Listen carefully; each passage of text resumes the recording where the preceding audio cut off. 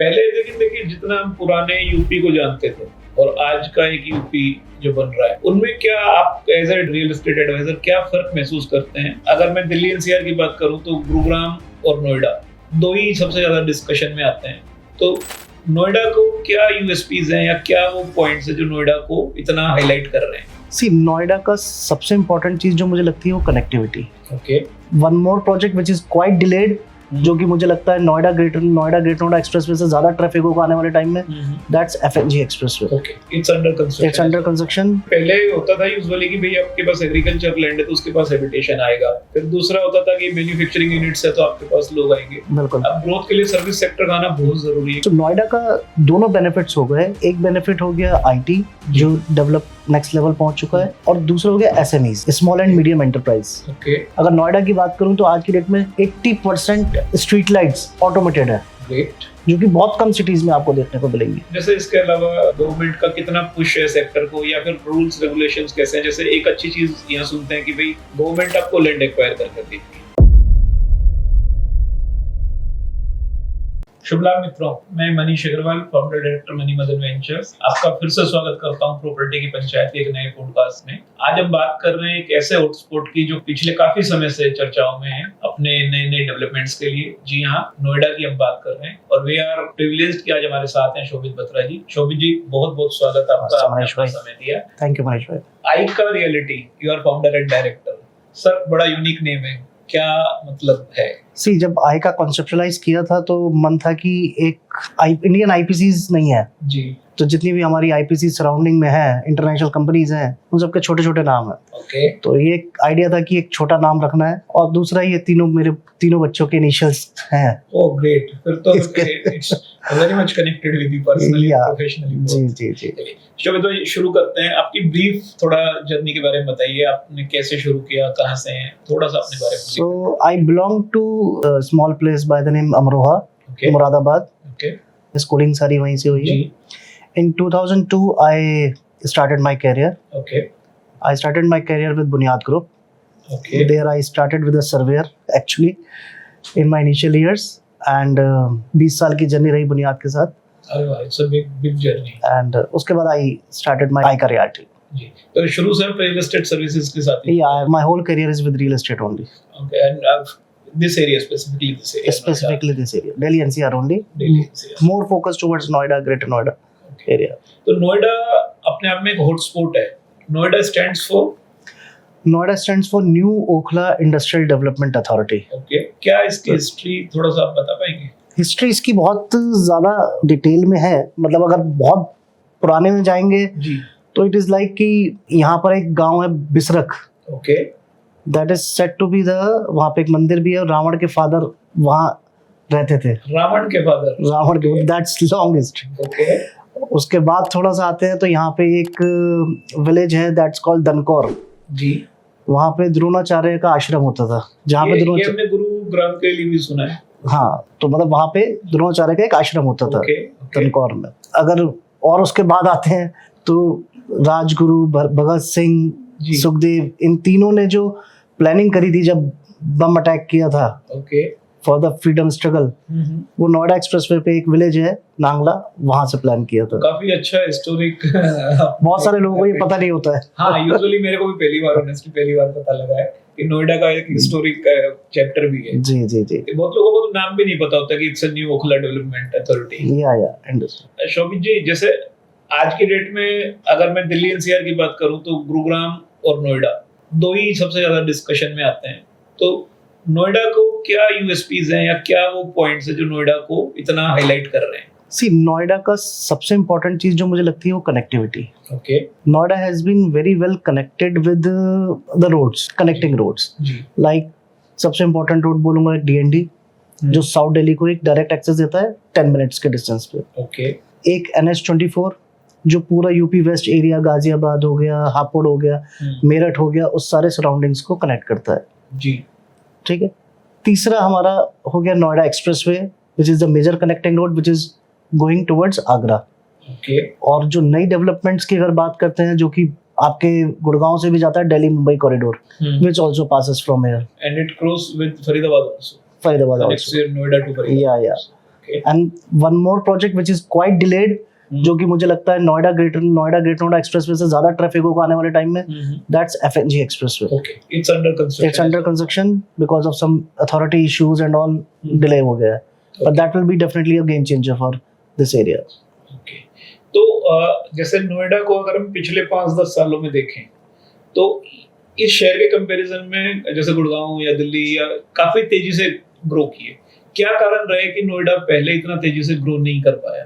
सी, नोएडा का growth organic रही है जी, बट पिछले 3-4 साल में अगर मैं बात करूं तो चीज मतलब एक अलग लेवल ग्रोथ मिली है। बिल्कुल। और उसके एक मेजर फैक्टर्स एयरपोर्ट है, प्लस द नोएडा के बारे में कहा जाता है that it's a purely industrial hub जी, but that concept has totally changed now. You will find all the top IT companies यहाँ पर देख सकते हो आप, और मोस्टली आईटी कंपनीज रेंट पे रहती हैं, बट कुछ बड़े नाम ऐसे हैं इंडस्ट्री के जिन्होंने यहाँ पे कैपिटल इन्वेस्टमेंट करी है। अगर मैं बात करूँ 3 कंपनी की बात करता हूँ जो रिसेंटली है, इन्फोसिस नोएडा एक्सप्रेसवे में 25 एकड़ का अपना कैंपस बना रहा है। HCL ने 50 एकड़ प्लस में अपना IT SEZ ऑलरेडी रेडी है, वो आज की रेडी है। माइक्रोसॉफ्ट इंटरनेशनल कंपनी वो अपना एक बड़ा कैंपस एक्सप्रेसवे पे प्लान कर रहे हैं, 15 से 20 एकड़ का लैंड पार्सल है उनका। TCS 54 एकड़ का, TCS ऑलरेडी है यहाँ पे अपनी यूनिट्स में है, लेकिन एक सबसे बड़ा कैंपस IT SEZ प्लान कर रहे हैं 54 एकड़, that's again on the express. जब इस टाइप की कंपनीज नोएडा के अंदर इन्वेस्ट करती हैं, specially in terms of capital expenditure, which is a big thing for a city. And definitely, क्योंकि पहले होता था यूजुअली कि भाई आपके पास एग्रीकल्चर लैंड है तो उसके पास हैबिटेशन आएगा, फिर दूसरा होता था कि मैन्युफैक्चरिंग यूनिट्स है तो आपके पास लोग आएंगे। बिल्कुल। अब ग्रोथ के लिए सर्विस सेक्टर का आना बहुत जरूरी है, क्योंकि ग्रोथ सर्विस सेक्टर पर डिपेंड करता है कि आपका आईटी कितना तेजी से ग्रो करेगा। सो नोएडा का दोनों बेनिफिट्स हो गए, एक बेनिफिट हो गया आईटी जो डेवलप नेक्स्ट लेवल पहुंच चुका है, और दूसरा हो गया SMEs, small and medium enterprise, जो कि इंडस्ट्रियल डेवलपमेंट को काफी पुश करते हैं जी। तो you have both type of development factors जो रेजिडेंशियल को भी ग्रोथ देते हैं। डेफिनेट है सर। पहले लेकिन देखिए, जितना हम पुराने यूपी को जानते थे और आज का एक यूपी जो बन रहा है, उनमें क्या आप as a real estate adviser क्या फर्क महसूस करते हैं, अपार्ट फ्रॉम द पॉलिटिक्स की भाई क्या पहले अब क्या था अब क्या है, एज ए सेक्टर आप क्या महसूस करते हैं, कितना फर्क आया है? सी, इंफ्रास्ट्रक्चर पे सबसे ज्यादा काम हुआ है। ओके। इंफ्रास्ट्रक्चर, खाली मैं इस बेल्ट की बात नहीं करता, Noida, great Noida, overall UP के अंदर अगर आप लखनऊ चले जाओ, आगरा चले जाओ, इवन इलाहाबाद, जो सेक्टर्स थे वहाँ सब जगह इंफ्रास्ट्रक्चर डेवलपमेंट पे काम हुआ है। ओके। और जो भी हॉटस्पॉट्स हैं यूपी के, वहाँ पे मैक्सिमम आप मान के चलिए कि हर तरीके की फैसिलिटीज को ध्यान रखते हुए, रेजिडेंशियल फैसिलिटीज को ध्यान रखते हुए इंफ्रास्ट्रक्चर पे काम हो रहा है। अगर नोएडा की बात करूं तो आज की डेट में 80% स्ट्रीट लाइट्स ऑटोमेटेड है। ग्रेट। जो कि बहुत कम सिटीज में आपको देखने को मिलेंगी। जैसे इसके अलावा गवर्नमेंट का कितना पुश है सेक्टर को, या फिर रूल्स रेगुलेशंस कैसे हैं? जैसे एक अच्छी चीज यहाँ सुनते हैं कि भाई गवर्नमेंट आपको लैंड एक्वायर करके देती है, हाँ, वो इसका कितना इम्पैक्ट आता है इन चीजों को? सी, इसका सबसे बड़ा बेनिफिट जो मिलता है वो डेवलपर को मिलता है। डेवलपर के पास एक पीस ऑफ माइंड होता है, क्योंकि गौतम बुद्ध नगर का लॉ ही ये कहता है कि पहले अथॉरिटी लैंड एक्वायर करेगी और फिर उसको अलॉट करेगी। ये वो मास्टर प्लानिंग के हिसाब से। ये पूरे यूपी में कि सिर्फ इस गौतम बुद्ध नगर डिस्ट्रिक्ट में? गौतम बुद्ध नगर डिस्ट्रिक्ट में है अभी। ओके। कुछ और बेल्ट्स हैं जहाँ पे इन्होंने किया है, बट ये स्टार्टिंग यहीं से हुई थी इसकी। थोड़ा सा एक पेन पॉइंट आता है कि यहाँ डेवलपर्स ने डिफॉल्ट काफी की है, मतलब एक जनरली आती है बात कि बिल्कुल ठीक कह रहे हो आप, बिल्कुल ठीक कह रहे हो, बट वो जो स्टेज थी ना वो प्रैक्टिकली अब निकल चुकी है। वो प्री रेरा स्टेज थी जी, जब डेवलपर्स को लैंड बहुत रीजनेबल प्राइसेस पे मिल गए थे और बहुत इजी एक्सेस मिल गया था उस लैंड का। उसमें काफी सारे डिफॉल्ट्स हुए हैं, बट अगर आप पोस्ट रेरा की बात करें तो मेरे हिसाब से यहाँ पे ऐसा कोई भी नहीं है जो डिफॉल्ट लिस्ट में होगा। एक पोस्ट रेरा आज की डेट में सारे टॉप डेवलपर्स यहाँ पे आ चुके हैं। ओके। एक काफी चर्चा में रहा था, बीच में सुप्रीम कोर्ट को भी इंटरवीन करना पड़ा था, 2 बिल्डिंग्स गिरा दी गई थी। उसका नेगेटिव इम्पैक्ट तो कहीं ना कहीं आई थिंक नेगेटिव न्यूज़ तो क्रिएट होती ही है। उसमें मैं देखिए 100% डेवलपर की गलती को नहीं मानूंगा, उसमें अथॉरिटीज भी थी इन्वॉल्व। अभी सब चीजें इंक्वायरीज चल रही हैं, आज भी मैं न्यूज़पेपर पढ़ रहा था, उसमें कुछ था कि भी इंक्वायरी नेक्स्ट लेवल पे पहुंची है। सो कहना वो एक डेफिनेटली एक कह सकते हैं, बट कहीं ना कहीं देयर वाज मल्टीपल एंगल्स थे जिस हिसाब से उसको देखना चाहिए था। And that was a pre RERA stage. तो मतलब मैं समझता हूँ कि आज की डेट में ऐसा कुछ भी नहीं हो रहा है। अब इस तरह की घटनाएं इस तरह की possible- कोई चीज नहीं हो रही है। एक मेजर जो सबसे ज्यादा डिबेटिक इशू आता है लॉ एंड ऑर्डर पर, उसमें जैसे इमेज परसेप्शन बनी हुई थी कि भाई लॉ एंड ऑर्डर यूपी का थोड़ा सा कम है अदर देन अदर स्टेट्स, उसमें आप कितना चेंजेस देखते हैं? Major change. ओके। इवन जो इन्वेस्टमेंट्स के बारे में हम डिस्कस भी कर रहे हैं, ये इसीलिए है कि लॉ एंड ऑर्डर बिल्कुल ही बहुत अच्छा हो गया। जैसे मुझे 22 साल हो गए नोएडा के अंदर, पहले कुछ चीजें इंटीरियर्स में सुनने में आती थी, ग्रेटर नोएडा में सुनने में आती, अब वो भी बहुत कम हो गया है। मतलब बहुत ही नॉमिनल, मतलब जो सभी जगह है थोड़ा बहुत वो एक अलग बात है, otherwise it's very very strict now. तो इसका मेजर इम्पैक्ट पड़ा है, मेजर इम्पैक्ट पड़ा है बिल्कुल। अब नोएडा को अगर मैं समझना चाहूँ तो जैसे लेट्स से मैं लेमैन हूँ, मुझे नोएडा समझ में आता है, अब एक वर्ड आता है, फिर ग्रेटर नोएडा, फिर यमुना एक्सप्रेसवे, फिर अभी न्यू नोएडा भी करके आ रहा है, तो इसको थोड़ा सा एलोबरेट करें क्योंकि ऑडियंस जानना चाहती है कि कहाँ है। इसमें क्या है ना, मैं आपको बेटर है कि मैं आपको कुछ मास्टर प्लान्स देता हूँ, आप जी। एक बार उसको स्टडी करिएगा। ये 3 डिफरेंट अथॉरिटीज हैं। ओके। और मैं बात करूं अगर सेग्रीगेशन की, तो टोटल मिला के 4 या 5 सिटीज बनेंगे यहाँ पे सेपरेट। नोएडा एक अपने आप में सिटी है, ग्रेटर नोएडा एक सिटी है, यमुना एक्सप्रेसवे येडा जिसको बोलते हैं, Yamuna expressway industrial development authority, जहां पर एयरपोर्ट आ रहा है, दैट्स कम्स अंडर येडा, यमुना एक्सप्रेसवे। एक सिटी जिसको हम ग्रेटर नोएडा वेस्ट कहते हैं और नोएडा एक्सटेंशन भी कहते हैं, वो अपने आप में एक सेपरेट सिटी है। ओके। जुरिस्डिक्शन ग्रेटर नोएडा की है, लेकिन उसका जो इंफ्रास्ट्रक्चर है वो अपने आप में पूरा सेल्फ सफिशिएंट है। वहाँ पे hospital, schools, malls, residential area वो अपने आप में सेल्फ सफिशिएंट है। जो मेजर न्यू थिंग आ रही है that is called new Noida, which is towards Bulandshahr, जहाँ पे गवर्नमेंट अभी करीब 10 गांव के अंदर, टोटल 10 से 20 गांव एक्विजिशन में कर रहे हैं आसपास की land, and it will be bigger area than Noida. 5000 hectare की बात हो रही है। उसका मास्टर प्लान लखनऊ से अप्रूव हो चुका है, प्लानिंग स्टेज में है, बहुत जल्दी उसमें एक्विजिशन और अलॉटमेंट शुरू हो जाएगी। ओके। तो अगर मैं एक एक पॉइंट पर आऊं, जैसे नोएडा आपका हो गया, it's a vertical development now, land बहुत कम अवेलेबल है। मैं एक चीज और इसमें ऐड करूंगा, जो हमारा मैक्सिमम जितने भी मास्टर प्लान्स हैं उसमें जैसे बहुत सारी जोनिंग बाद में होती है, लेटर स्टेज में होती है, यहाँ प्री डिफाइंड होती है। ओके। अगर आप मास्टर प्लान को देखेंगे तो आपको जो येलो जोन दिखाई देगा वो सारा रेजिडेंशियल होगा, जो रेड दिखाई देगा वो कमर्शियल होगा, जो पर्पल में होगा that's all industrial, and blue जो होगा that's all institutional. It's very well planned, और उसी तरीके से ही अलॉटमेंट्स होती है। ओके। अगर नोएडा मान लीजिए अपने सिचुएशन पे आ जाता है, या फिर यहाँ पर और लैंड या एफएसआई नहीं मिलती है, तो ग्रेटर नोएडा फिर आई थिंक थोड़ा अफोर्डेबिलिटी के साथ जुड़ जाता है। बिल्कुल। तो उसकी क्या यूएसपीज है ग्रेटर नोएडा में काम करने के लिए या इन्वेस्टमेंट करने के लिए? See, greater Noida is a proper developed city now. Okay. It's not a developing city I would say. जिस हिसाब से मेट्रो वहां जा चुकी है, इंडस्ट्रियल डेवलपमेंट ऑलरेडी है वहाँ पे, रेजिडेंशियल वहाँ पे है जी, और प्राइजेस भी मोर और लेस बहुत ज्यादा कम नहीं है आज की डेट में, अफोर्डेबिलिटी है as compare to Noida and Gurgaon, Delhi. उस हिसाब से अफोर्डेबिलिटी है, बट प्राइजेस कम नहीं है। आज वहाँ भी 1 लाख रुपए प्लस का रेट है।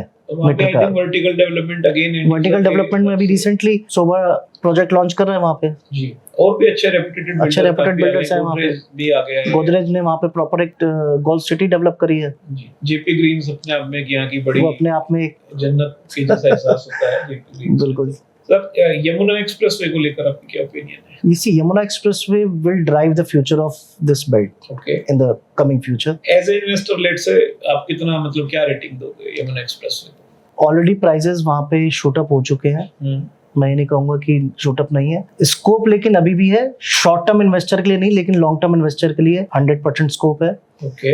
एयरपोर्ट स्टार्ट होने वाला है, which is I think with in a year planning start हो जाएगा। कार्गो को सबसे ज्यादा पुश मिलेगा वहाँ पे, ओके। लॉजिस्टिक्स को मिलेगा, वेयर हाउसिंग को मिलेगा वहाँ पे पुश सबसे ज्यादा, एंड ग्रेजुअली जैसे जैसे रेजिडेंशियल बढ़ेगा वहाँ पे कमर्शियल एक्टिविटीज भी ग्रो करेंगी, क्योंकि अभी तो हैबिटेशन नहीं दिखता है पूरे बेल्ट। विल टेक टाइम, 10 साल लगेंगे, मतलब वो ही अगेन 5 to 10 ईयर का स्ट्रेच में। बिल्कुल बिल्कुल 10 साल लगेंगे। इन्वेस्टमेंट के लिए अर्ली मूवर एडवांटेज अभी भी बाकी, अभी भी स्कोप है उसमें। पर बहुत बड़ा जो एक पॉइंट सुनते हैं जेवर, उसका कितना इम्पैक्ट आने वाला है, आप कितना जज करेंगे? क्योंकि हर आदमी जेवर की बात जरूर करता है। सी, जेवर जैसे पालम है ना, जेवर एक विलेज का नाम है वहाँ पे। ओके। अथॉरिटी ने जो इसको नाम दिया है that's Noida international airport. Okay, जैसे इंदिरा गांधी इंटरनेशनल। हाँ, तो it's Noida international airport, and उसके सराउंडिंग में it's all Yamuna expressway authority. जो यमुना एक्सप्रेसवे अथॉरिटी का मास्टर प्लान चलता है, यमुना उसको डेवलप कर रही है, अलॉट कर रही है। अभी रिसेंटली आपने सुना होगा फिल्म सिटी के बारे में। हाँ, मेरा अगला सवाल उसी से लेकर है कि फिल्म सिटी भी एक बहुत मेजर इम्पैक्ट, वो करीब 250 एकड़ का पूरा प्लान है, विच इज अ बिग, जहाँ पे बड़े बड़े स्टूडियोज आएंगे। तो वो एक मेजर डेवलपमेंट हाईलाइट पॉइंट होगा वहां पे, जो पुश करेगा चीजों को। प्लस इसी बेल्ट में आगे गवर्नमेंट का प्लान है जिसमें मथुरा, वृंदावन और ये सारे एरियाज कवर करके they are planning to develop it into a continuous city of heritage city. Okay, spiritual tourism already lies there. तो हेरिटेज सिटी बनाने का प्लान है पोस्ट यमुना एक्सप्रेसवे। तो आने वाले टाइम में this whole belt will be actually a game changer in terms of infrastructure and the development. आपने new Noida की भी बात की थी, तो उसको लेकर भी प्लानिंग काफी स्ट्रांग है। न्यू नोएडा डिफरेंट एरिया है बिल्कुल, वो टुवर्ड्स गाजियाबाद की तरफ पड़ता है, बुलंदशहर की तरफ पड़ता है। वहां पे जो एक्विजिशन है वो नोएडा अथॉरिटी कर रही है और नोएडा अथॉरिटी उसको अलॉट करेगी और पहले फेज में they are planning for industrial allotments. Okay, तो मतलब that will be more long term planning again. More long term planning. Okay sir, एक चीज बताइए, जैसे लेट्स से इन्वेस्टर जो फर्स्ट टाइम कोई इन्वेस्ट करना चाह रहा है, उसको क्या मेजर पॉइंट्स ध्यान रखने चाहिए जब वो इस मार्केट में आता है? क्या मेन चीजें उसको ध्यान रखनी चाहिए? सबसे इंपॉर्टेंट चीज ध्यान रखनी है, आजकल रेरा आने के बाद अगर रेजिडेंशियल का इन्वेस्टर है तो रेरा आने के बाद बहुत ही चीजें आसान हो गई है। आप रेरा की यूपी रेरा की वेबसाइट पे जाके आप सारी चीजें चेक कर सकते हो, सारी चीजें फॉलो कर सकते हो एंड इन्फॉर्मेशन सारी इन्फॉर्मेशन वहां पे मिलती है। प्लस नोएडा का एक बेस्ट पार्ट ये है कि नोएडा, ग्रेटर नोएडा में सारी प्रॉपर्टी लैंड लीज होल्ड है। तो जो भी चीज, अगर जैसे नॉर्मल कोई प्लॉट खरीदने आता है, कोठी खरीदने आता है, तो उस प्रॉपर्टी की फाइल वो अथॉरिटी में जाके चेक कर सकता है, क्योंकि 2 फाइल्स होती हैं, एक बायर के पास होती है और एक अथॉरिटी के रिकॉर्ड्स में होती है। तो उसकी पूरी चेन ऑफ डॉक्यूमेंट्स आप वहां पे चेक कर सकते हो। मतलब डाटा इज अवेलेबल ऑनलाइन और with the authority you can check. हम लोग उसमें हेल्प भी करते हैं, किसी को भी अगर फाइल चेक करानी है तो we have a documentation team which can help for this also. पर ये पॉइंट एडवर्स नहीं हो जाता लीज होल्ड का? क्योंकि देखिए, आदमी जनरेशंस के लिए प्रॉपर्टी बाय करता है, तो ही नीड की फ्री होल्ड हो। सी सुनो लेटर होगा, दिल्ली भी पहले लीज होल्ड होता था, अब फ्री होल्ड हो गया है जी। तो ऐसा नहीं कहते हैं कि फ्री होल्ड नहीं होगा, फ्री होल्ड होगा, सुनो लेटर फ्री होल्ड होना ही होना है। अच्छा, as of now it's lease, आज लीज होल्ड है, आज लीज होल्ड के बेनिफिट्स है, फ्री होल्ड पॉलिसी फ्यूचर में आएगी जरूर। ओके, अच्छा, या चेंज ऑफ लैंड यूज के कितने स्कोप होते हैं? क्योंकि अदर स्टेट में बहुत ज्यादा देखते हैं कि चेंज सीएलयू का एक बहुत बड़ा गेम चलता है एग्रीकल्चर को। नोएडा ग्रेटर नोएडा डिफर है इसमें।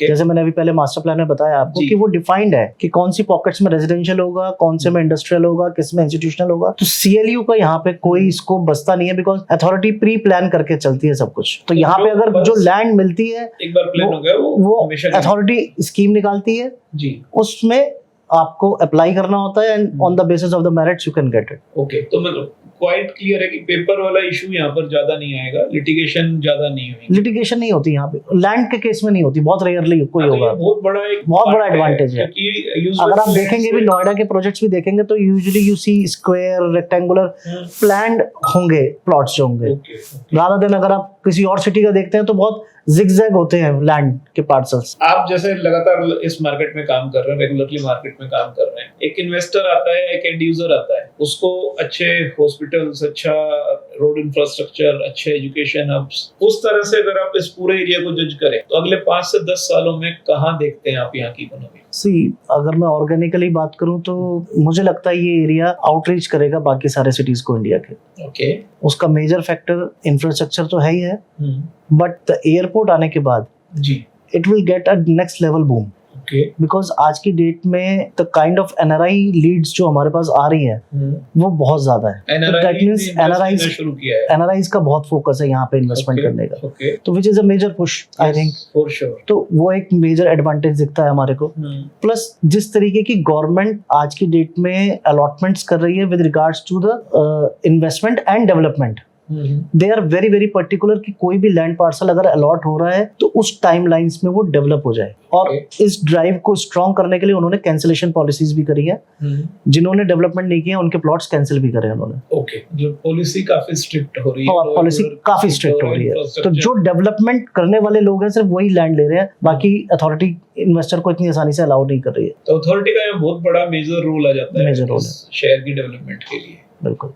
शोभित जी, 4-5 यूएसपीज क्या हो सकती हैं नोएडा और इस पूरे ग्रेटर नोएडा या यमुना एक्सप्रेसवे की, जो भविष्य में हमारे ऑडियंस को ये एक तरह से विश्वास दिला दे कि उनका पैसा सेफ है, सिक्योर है और आगे अप्रिशिएट करने वाला है? अगर मैं पहले बेसिक्स की बात कर लेते हैं कि हम कहते हैं इंफ्रास्ट्रक्चर है जी, तो इंफ्रास्ट्रक्चर को डिफाइन कैसे करते हैं? जैसे एग्जांपल के तौर पे रोड्स यहाँ पे ऑब्वियसली इतनी प्लान्ड वे में बनी हुई है कि बाकी किसी सिटी में यूजुअली नहीं होती है। एक तो वाइड रोड्स हैं, मेट्रोज में इतनी wide road, even sector dividing roads भी इतनी बड़ी हैं जो कहीं कहीं की मेन रोड्स होती है। ओके, तो उस लेवल की यहाँ का रोड इंफ्रास्ट्रक्चर है जी। प्लस बारिश के अंदर यहाँ पे पानी बहुत ही रेयरली, आपको सुना होगा कि नोएडा न्यूज में हो, as compare to other cities of India थोड़ी सी बारिश में प्रॉब्लम शुरू हो जाती है। यहाँ पे वो चैलेंज नहीं आता है। ओके, प्लस तीसरा है कि मतलब स्पोर्ट्स के लिए ऊपर यहाँ पे बहुत फोकस है। ऑलरेडी यहाँ पे 2-3 स्पोर्ट्स सिटी लॉन्च करी है अथॉरिटी ने, उस पे इंफ्रास्ट्रक्चर पे काम चल रहा है। और इस पूरे 10-15-20 किलोमीटर के रेडियस के अंदर आपको कम से कम नहीं तो 5 गोल्फ कोर्स ऑपरेशनल मिलेंगे। हाँ, गोल्फ कोर्स तो यहाँ काफी अच्छे बने अपने आप में। इवन गुड़गांव के, दिल्ली के हमारे क्लाइंट्स हैं जो यहाँ रेगुलर बेसिस पे खेलने आते हैं। okay. उसमें सबसे मेजर नाम है कपिल देव जी का। कपिल देव जी एवरी वीक आपको जेपी ग्रीन्स के अंदर मिलेंगे। सो मतलब कहने का पॉइंट ये है कि उस लेवल के लोग यहाँ पे रेगुलर बेसिस पे गोल्फ खेलते हैं। प्लस अगर मैं वेस्ट मैनेजमेंट की बात करूँ तो Noida authority, greater Noida authority waste management में बहुत एक्टिवली काम कर रहे हैं। उनका टारगेट है कि 90% of the waste management segregation, मतलब अगले 2 साल के अंदर आपको यहाँ पे वेस्ट मैनेजमेंट का बहुत अच्छे तरीके से रिसाइकलिंग प्लांट मिल जाएंगे। कूड़े के पार्ट नहीं बनेंगे, वो सब नहीं होगा यहाँ पे। तो मतलब सिटी को क्लीन करने के लिए जो एक बेसिक इंफ्रास्ट्रक्चर चाहिए होता है, अथॉरिटी उस पर बहुत एक्टिवली काम कर रही है। यहाँ का एजुकेशन स्कोप भी काफी अच्छा। एजुकेशन यहाँ का अगर मैं बात करूँ, यहाँ पे बहुत बड़ी बड़ी यूनिवर्सिटीज हैं। लेट्स बेनेट यूनिवर्सिटी है यहाँ पे, एमआईटी यूनिवर्सिटी का कैंपस है, अथॉरिटी की Gautam Buddha university which is one of the biggest on the expressway, बहुत बड़ी यूनिवर्सिटी है। जितने भी टॉप मैनेजमेंट इंस्टीट्यूट्स हैं, इवन आईआईटी रुड़की का ऑफ कैंपस भी ग्रेटर नोएडा में है। नॉलेज पार्क के नाम से ग्रेटर नोएडा में प्रॉपर सिटी बनाई हुई है उन्होंने। Knowledge park 1, knowledge park 2, knowledge park 3, knowledge park 4, मतलब ये बड़े बड़े लैंड पार्सल्स हैं जो सिर्फ डेडिकेटेड किए हुए उन्होंने सिर्फ एजुकेशन के लिए। ओके, तो there are lakhs of students जो रेगुलर बेसिस पे यहाँ पे रहते हैं, एंड उनकी वजह से एक रेवेन्यू मॉडल भी क्रिएट होता है इन्वेस्टर के लिए, बिकॉज हॉस्टल डिमांड बहुत ज्यादा होती है, पीजी डिमांड बहुत ज्यादा होती है। तो कंप्लीटली ये कंप्लीट एक इकोसिस्टम डेवलप हो गया है जो जेवर आने से अब एकदम अपने रॉकेट वाली स्पीड में आता जा रहा है चीजें। हाँ, मैंने बताया ना, जैसे ऑर्गेनिक ग्रोथ तो चली रही है जी, बट जो पिछले 3 साल के अंदर एयरपोर्ट नेक्स्ट लेवल पे पहुंचने के बाद जो चीजें हुई हैं वो ऑटोमेटिकली बहुत अच्छा हो चुका है। मोमेंटम आगे चलता ही रहना है, ये चलेगा। अभी अगर आप डिमांड सप्लाई की देखें या रियल एस्टेट रिपोर्ट स्टडी करें तो नोएडा की डिमांड सप्लाई में बहुत गैप है अभी। ओके, यहाँ डिमांड अच्छी जनरेट हो रही है। अच्छा, अब लेट्स से जैसे आपसे इतना डिस्कशन हुआ, लेट्स से इंटरेस्ट बनता है कि चलो नोएडा को समझा जाए, देखा जाए, हम बिल्कुल बाहर से इन्वेस्टर है, तो मेरे पास एक ऑप्शन तो मैं ऑनलाइन पोर्टल्स के थ्रू जाऊं, या मैं कैसे इस एरिया को सर्च करूं, कैसे समझूं? भाई लोकल जो है वो तो समझते हैं, लेट्स से बाहर की इन्वेस्टमेंट आपको लानी है, एनआरआई बायर्स के बारे में आपने बताया या अदर स्टेट्स के बायर है, तो उनको पहले तो कंसेप्शन डर लगता था कि यार यूपी है, क्या कहीं फंस जाएंगे, लो एंड ऑर्डर डिस्टर्ब है। आपने कहा यहाँ लो एंड ऑर्डर अच्छा हो गया, इंफ्रास्ट्रक्चर अच्छा हो गया, मैं कैसे सर्च करूं नोएडा, ग्रेटर नोएडा, यमुना एक्सप्रेसवे, मेरे पास क्या क्या ऑप्शन है? मुझे थोड़ा सा गाइड करें। ऑनलाइन डेफिनेटली नॉलेज मिल जाती है, बट क्या होता है जब आप स्पेसिफिक इन्वेस्टमेंट की बात करते हो, पैसे लगाने की बात करते हो, तो मुझे लगता है कि you should have your trusted person, कोई ना कोई आपका क्लोज सर्कल में, रेफरेंस में, जिससे आप बात करके नॉलेज गेन कर सको। बिना नॉलेज के, और उसकी लोकल एक्सपर्टीज होनी बहुत जरूरी है। मेनली वही पॉइंट है, लेकिन उस तक मैं कैसे पहुंचूं? हाँ, उस तक पहुंचने के लिए ठीक है, आप ऑनलाइन सर्च कर सकते हो, रेफरेंस चेक कर सकते हो, और सभी के कोई ना कोई रेफरेंस मिल जाते हैं। जैसे यूजुअली मोर और लेस केस में आज की डेट में जो पोर्टल्स हैं आपको रियल्टर्स तक भी कनेक्ट करते हैं, प्रॉपर्टीज तो कनेक्ट करते ही हैं, बट रियल्टर्स पे भी कनेक्ट करते हैं और स्पेसिफिक एरिया वाइज कनेक्ट करते हैं आपको। तो आप एक्सप्लोर कर सकते हैं। जैसे हमारी बॉडी एक नेशनल एसोसिएशन ऑफ रियल्टर्स है, वो एक इस टाइप की एसोसिएशन के मेंबर्स को आप सर्च कर सकते हो सिटी वाइज। प्रॉपर्टी से ज्यादा पर्सन की क्रेडिबिलिटी ज्यादा बहुत इंपॉर्टेंट होती है, बहुत इंपॉर्टेंट प्ले करती है, क्योंकि वही है जो आपको सही गाइडेंस देगा। सी कई बार क्या होता है, गलत जगह इन्वेस्टमेंट करवाना भी गलत हो जाता है। अगर आपकी इन्वेस्टमेंट का होराइजन क्या है वो भी इंपॉर्टेंट है। अगर आप बोलोगे मेरे को आज 2 साल के लिए इन्वेस्टमेंट करनी है, तो मैं आपको कभी भी यमुना एक्सप्रेसवे पे इन्वेस्टमेंट नहीं कराऊंगा, क्योंकि मुझे पता है वहां होराइजन 5 से 10 साल का है। मैं आपको बोलूंगा जी आप नोएडा या ग्रेटर नोएडा में इन्वेस्टमेंट करो, जो भी करनी है। बिल्कुल। तो इट ऑल डिपेंड्स कि जो वहाँ लोकल रियल्टर है उसकी एक्सपर्टीज पे ही आपको डेफिनेटली फॉलो करना चाहिए। क्योंकि रियल एस्टेट में हम हमेशा मानते हैं कि एडवाइस ज्यादा इंपॉर्टेंट होती है प्रोडक्ट से। ऑब्वियसली उसमें एक्सपीरियंस एक मेजर रोल प्ले हमेशा करेगा। सी क्लाइंट एक्चुअली कई बार अननोन होता है, बहुत सारी चीजों से, बहुत चीजों से अनअवेयर होता है। कई बार उसको भी नहीं पता होता जो चीज वो एक्चुअल में समझना चाह रहा है वो सही है उसके लिए नहीं। तो एक सही ट्रस्टेड रियल्टर ही उसको सही गाइडेंस दे सकता है। ग्रेट। तो शोभित जी, जैसे एंड यूजर के लिए भी अच्छा पर्सपेक्टिव है, इन्वेस्टर के लिए एक बार थोड़ा सा मुझे आप पिछले 3-4 सालों से अगर रिलेट करके बता पाए कि क्या स्कोप है, तो ज्यादा बेनिफिशियल रहेगा हमारे लोगों के लिए। जी, अगर मैं अपार्टमेंट्स की बात करूं तो पिछले 3 साल के अंदर अपार्टमेंट्स के अंदर ऑलमोस्ट जो 7-8 हजार का प्राइस होता था एक टाइम पे, वो आज 14-15 हजार रुपए का रेट पहुंच चुका है मिनिमम। अल्ट्रा लग्जरी में जाते हैं तो 20 हजार रुपए फुट का रेट है। तो वो ग्रोथ स्टोरी पिछले 3-4 साल की रही है नोएडा के अंदर।